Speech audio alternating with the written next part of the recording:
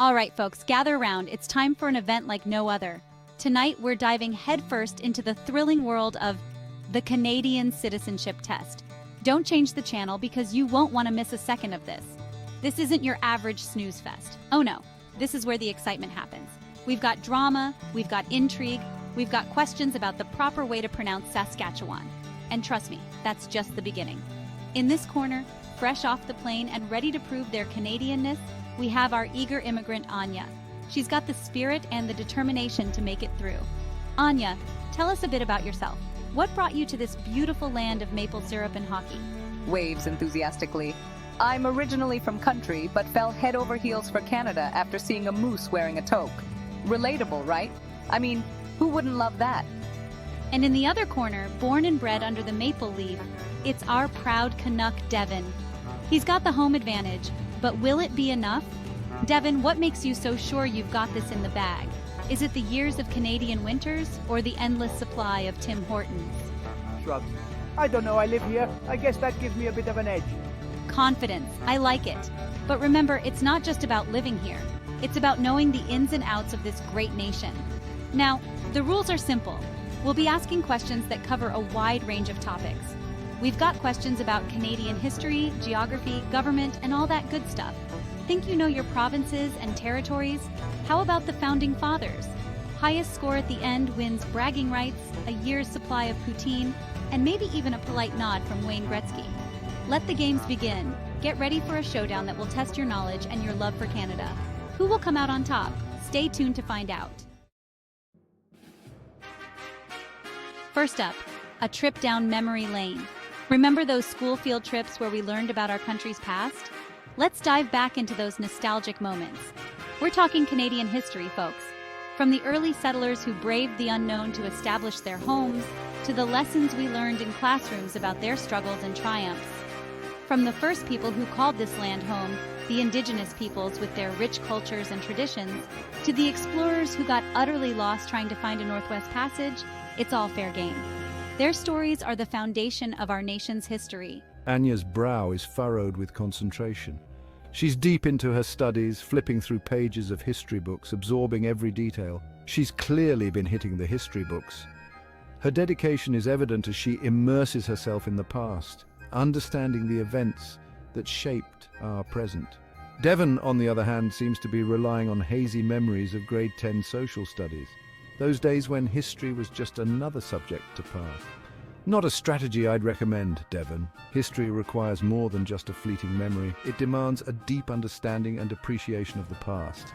Who were the first Europeans to reach Canada? This question often stumps many, but it's a crucial part of our history. Hand shoots up. The Vikings! Yes, those fearless Norse explorers who ventured across the Atlantic and set foot on Canadian soil long before any other Europeans. Stunned. Wait, seriously? I thought it was like Jacques Cartier or something. Many people do, but the Vikings were here centuries before Cartier's expeditions. Oh dear, Devon. Looks like someone skipped a few chapters. It's important to get the timeline right to truly appreciate the sequence of events. Anya's already racking up the points with her knowledge of treaties and the fur trade. These were pivotal moments that shaped the relationships and economy of early Canada. Devon's saving himself from total humiliation with some lucky guesses about hockey history. At least he's got some knowledge about our national sport. Hey, you've got to play to your strengths. Whether it's history or hockey, every bit of knowledge counts in understanding the rich tapestry of Canadian heritage. Time to test their knowledge of our great land. Canada's a big place, folks. We're talking mountains, prairies, more lakes than you can shake a hockey stick at.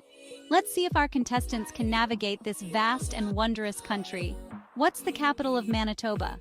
Hesitates for a moment, then confidently, Winnipeg! Devon, meanwhile, is busy trying to remember if Manitoba is a province or a type of cheese. Spoiler alert, it's a province. From the rugged coastlines of Newfoundland to the towering peaks of the Rockies, Anya's impressing us with her geographical prowess. Devon's holding his own, but he's clearly more comfortable navigating the snack aisle at the hockey rink than the vast expanse of Canada. All right, folks, time for everyone's favorite subject, government.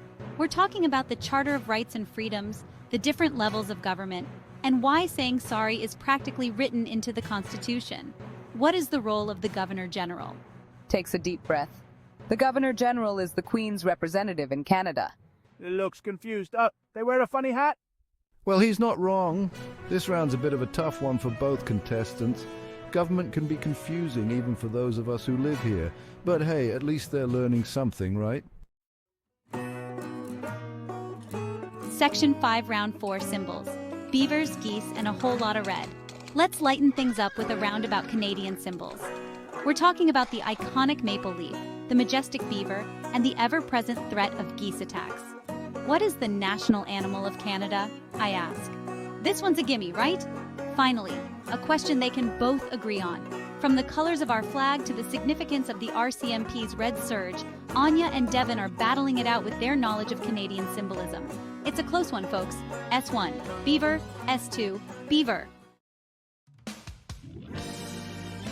Section 6, Round 5, Rights and Responsibilities. With freedom comes timbits. Last but not least, we're talking about the rights and responsibilities of being Canadian. It's a topic that might seem straightforward, but it encompasses a wide range of aspects that define our daily lives and our collective identity. From freedom of speech to the unspoken rule of always leaving the last donut for someone else, this is what it means to be a true Canuck. These small acts of kindness and respect are woven into the fabric of our society, making Canada a unique and welcoming place. What are some of the fundamental freedoms protected by the Charter of Rights and Freedoms? I ask.